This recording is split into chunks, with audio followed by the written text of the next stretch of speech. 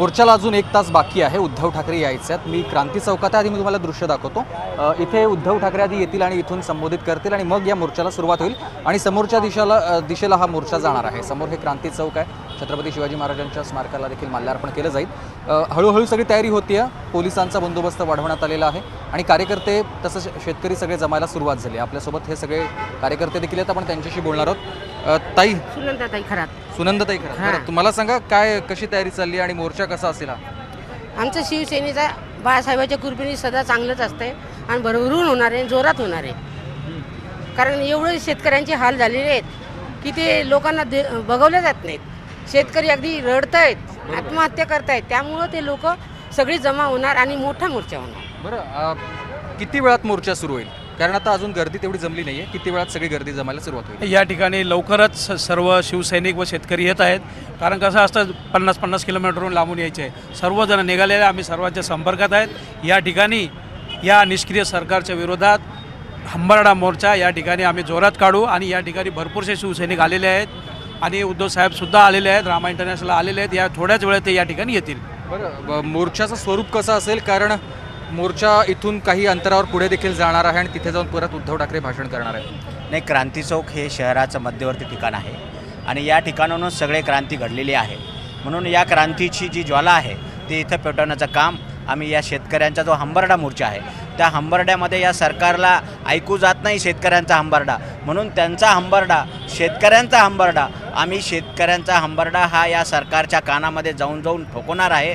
आणि शेतकऱ्यांना जी मदत दिवाळीपूर्वी पाहिजे, कारण की आज शेतकऱ्यांच्या घरी दिवासुद्धा पेटू शकत नाही, इतकी वाईट परिस्थिती आहे. जो देशाचा पोशिंदा आहे त्या पोशिंद्याला हे कुठंतरी विसरत चालले आणि स्वतःचे खिसे भरण्याचं काम हे सरकार करतं आहे. हे ठेक्यामध्ये आणि बाकी भानगडीमध्ये अडकलेलं आहे आणि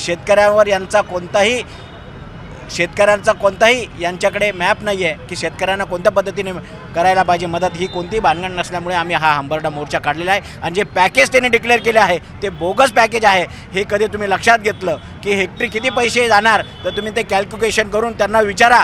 त्याच ज्यांनी हा पॅकेज डिक्लेअर केलेला आहे या पॅकेजचा किती पैसा प्रत्येक शेतकऱ्याला जातो हे येणाऱ्या काळात कळेल, कारण की हे पॅकेज बोगस आहे. क्रांती घडेल. यस, क्रांती घडेल. ही सरकार जे ना दृष्टी ना दशा, फक्त फसवणी सरकार आहे आणि हा फक्त गुंड्यांची सरकार आहे, हे शेतकऱ्यांची सरकार नाही. बरं, महिला पण आहेत. आपण काही ताई, हा मोर्चा आता निघणाऱ्या शेतकऱ्यांना मदत मिळावी ही उद्धव ठाकरेंची भूमिका आहे म्हणून तुम्ही मोर्चा काढताय.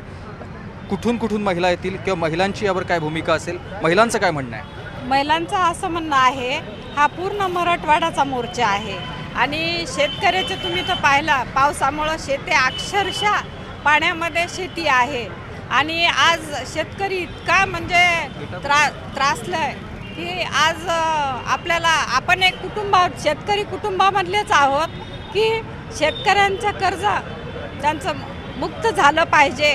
आणि आपण सर्व मराठवाड्याचे आमचे उद्धव साहेब जेव्हा ह्याच्यामध्ये होते, मुख्यमंत्री होते, तर त्यावेळेस शेतकऱ्यांचे सर्व कर्जमुक्त त्यांना केले होते. आणि ह्या सरकारना जाब विचारायसाठी तुम्ही सर्वांसाठी पैसे त्यांच्याकडे उपलब्ध आहेत आणि शेतकऱ्यांसाठीच नाही, तर ही म्हणजे लाजिरवाणी गोष्ट आहे ना.